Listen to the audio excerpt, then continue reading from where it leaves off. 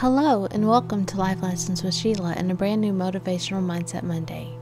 If you like what you hear, then please give this video a thumbs up. If you're new here and love motivation to get your mindset back on track, then go ahead and hit that sub button. And also go ahead and hit that notification bell if you'd like to be notified anytime I go live, share a video, post a short, or update my community tab with inspiration to get you through the hardest times, as well as a few giggles here and there. Let's hop into today's video, shall we? Hey, just a reminder, no one prepared you for what you were going to go through. There was no way you could have been prepared. And you still handled it with grace. And you still did the best that you could. And that is enough. You've survived 100% of your worst days and you are still here.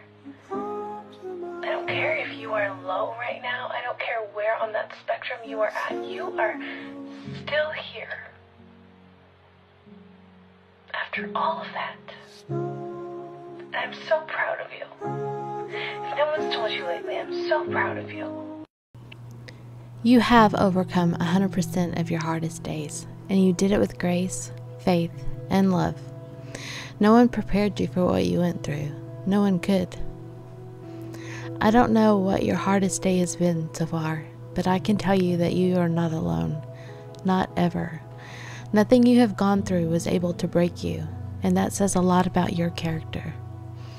Now, it may have hindered your progress, and that is something you have to overcome. It may have given you a negative emotion, one that you will have to learn to control. And it may have seemed to stop your happily ever after fairy tale that you thought was going to be yours. Here is a massive motivational quote that I want to share with you today. It's by Roger Crawford. Being challenged in life is inevitable. Being defeated is optional. These things have happened in your life have been inevitable. They were destined to happen, or they wouldn't have. But you chose to continue onward and not let that stop you from living. You chose not to be defeated in the journey. See, when my paternal grandmother died, I thought I was going to die right along with her. In fact, I even would go to say I went as far as I could to end the pain, but it didn't end. It only set me back in life. I am so ashamed to admit that, but let's get real and vulnerable here. I wanted to die right behind her. I couldn't see that my husband would have been devastated, that I would have missed out on motherhood and even grandmotherhood. All I knew in that moment was what I wanted to end the pain. I wanted the pain to end, and I did what I thought would end it, though it didn't. Then I almost sabotaged an amazing career because I had lost a part of who I was. To say I didn't handle her death well was an understatement. Somehow, God saw fit to let me continue on this journey of life. Losing my sister to a heart attack out of nowhere, my step-paternal grandmother, a cousin to leukemia, my sister-in-law to cancer, my mother-in-law, my own mother, and then my husband to cancer. I have lost my whole world. But I can say to you today that they have all taught me how to live. How to truly live for the glory of God. I only shared the negative things that happened in my life. But what about the amazing things I would have missed out on? From the birth of my daughter, promotions at work, birth of the twins, teaching littles for 13 years, moving to our dream house, making so many friends and memories, to watching our kids go from the playing field to graduation ceremonies, a wedding, and the birth of our granddaughter, and all the amazing things in between. I know many of you have experienced loss in your life as well, from maybe your own child to a sibling, a parent, or maybe even your spouse too. Life is hard. It is really hard. But it is the most beautiful experience you could ever have. Martin Luther King Jr. was once quoted as saying, "Our very survival depends on our ability to stay awake, to adjust to new ideas, to remain vigilant, and to face the challenge of change." I love that because it reminds me that while I am awake, I should be looking for new ideas and fresh ways to be vigilant and to face the challenge of change instead of buckle underneath it. It is your reaction to adversity, not adversity itself, that determines how your life story will develop. Simply meaning, it's not the struggle that comes with the change, but how you react to the change that will determine how your story will end. Will it still have that fairy tale ending? It depends on who's reading the story. See, my prince may have died long before I was ready to let him go. But I still got to marry and be with my prince for as long as I was gifted. And that is how we can look at losing the loved ones the ones that we love, in a positive way. We had so many years, months, weeks, days, hours, minutes, and seconds with them. I know that I'm the last person my husband loved and was devoted to. Not many women have that security, even in the middle of a relationship they have now. Yes, I still cry at the thought of all that we missed out on being together. But in the same breath, I am so glad that I am still alive to be able to experience this thing called life. And more so because I almost lost my own 2 years ago during his battle with cancer. If you don't know that story, feel free to reach out and I will share you with that adventure.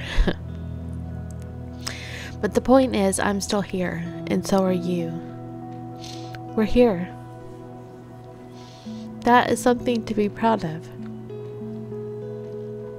There are many who have battled depression and even had thoughts of unaliving themselves and were successful at it every single day. But you are here, and so am I. Lay Tu once said, "A journey of 1,000 miles starts with a single step." And I am proud of every step you took today to get through this hard season. I know it is going to be a while before you feel like you can be happy again. But you kind of owe it to yourselves and to any loved ones that you may be grieving. I look at grief like this. Yes, I am sad, but I don't have a right to let sadness overtake me. And trust me, it has tried to. I don't have a right to let fear get its grip on me, and it has for surely done that. When all you had worked for, towards is taken from you, what do you have left? I'll tell you what you have. You have your faith. That's what you have, and trust me, even if it's the size of a mustard seed, then it's enough. God will use what you have and develop it into more in you as long as you don't give up. There is a quote from an unknown source that I want to end with. Adversity is preparation for greatness. And that greatness is inside of you. That greatness is a memorial to the person you are mourning. Even if you are mourning losing a piece of yourself, a part of your life that you had to let go of. That greatness to what makes this story a best-selling book. That greatness is rooted so deep within you that it will hold you up on the days you are weak. It will build character from within that the outside cannot tarnish. And remember, the greater the obstacle, the more glory in overcoming it.